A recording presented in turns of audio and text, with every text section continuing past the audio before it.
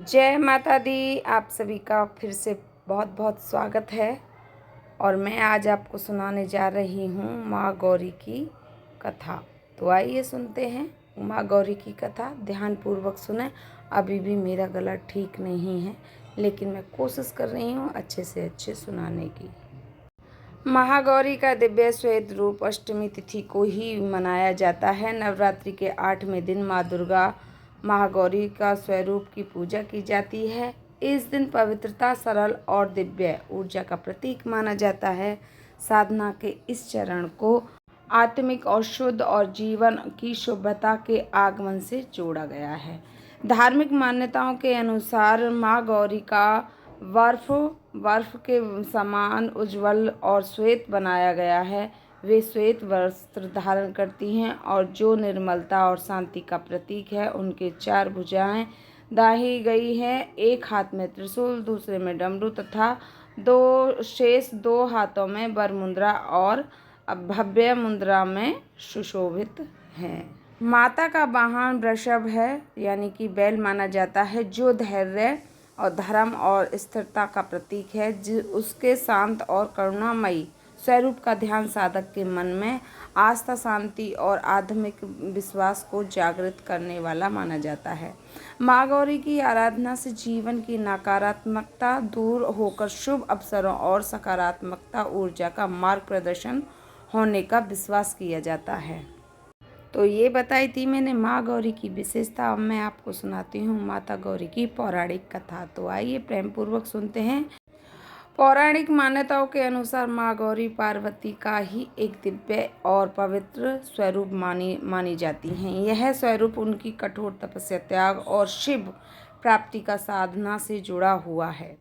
कथा के अनुसार हिमालय राज की पुत्री पार्वती ने भगवान शिव को पति के रूप में प्राप्त करने का संकल्प लिया।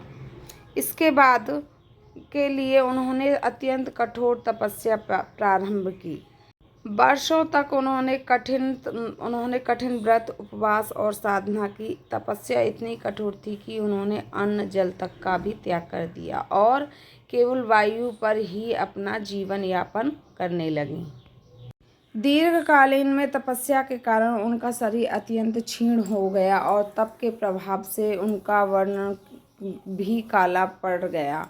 फिर भी उनकी साधना अटूट रही। उनकी इस अटूट भक्ति में समर्पण से प्रसन्न होकर भगवान शिव ने उन्हें दर्शन दिए और उनकी तपस्या को स्वीकार किया। भगवान शिव ने गंगा जल से माता पार्वती का अभिषेक किया। जैसे ही पवित्र जल उनके शरीर का प्रवाहित हुआ, उनका वर्ण पुनः अत्यंत उज्ज्वल और गौर हो गया, जिससे तेज बर्फ के समान श्वेत और दिव्य हो उठा। इसी कारण वे महागौरी नाम से विख्यात हुईं। अत्यंत गौरी वर्णन वाली देवी कहलाई जाती हैं। इसके पश्चात भगवान शिव ने उन्हें अपनी पत्नी के रूप में स्वीकार किया। माता गौरी का यह स्वरूप तप, पवित्रता, समर्पण और साधना की सिद्धि का प्रतीक माना गया है। नवरात्रि की अष्टमी तिथि तथा माता गौरी की पूजा करने से साधक के जीवन में पाप, कष्ट और नकारात्मकता दूर होती हैं। उनकी कृपा से मन शुद्ध और जीवन की शांति आती है और शुभता का मार्ग प्रशस्त हो जाता है। माँ गौरी की कथा यह संदेश देती है कि सच्ची श्रद्धा, धैर्य और तप से असंभव लक्ष्य भी प्राप्त किए जा सकते हैं और जीवन में निर्मलता तथा प्रकाश का उदय होता है। बोलो गौरी मैया की जय। या देवी सर्वभूतेषु महागौरी रूपेण संस्थिता नमस्तस्यै नमस्तस्यै नमो नमः। इस मंत्र का अर्थ है, जो देवी समस्त प्राणियों में गौरी रूप से विराजमान हैं, उन्हें मेरा बारंबार प्रणाम है। बोलो गौरी मैया की जय। ये थी मेरी एक छोटी सी कथा गौरी मैया की। जिसको भी मेरी कथा अच्छी लगी हो, ये थोड़ी सी भी यूज़फुल हो, तो मुझे लाइक करें, कमेंट करें, सब्सक्राइब करें और करें शेयर। फिर मिलती हूँ मैं अगली कथा के साथ। तब तक जय महागौरी, जय महाकाल।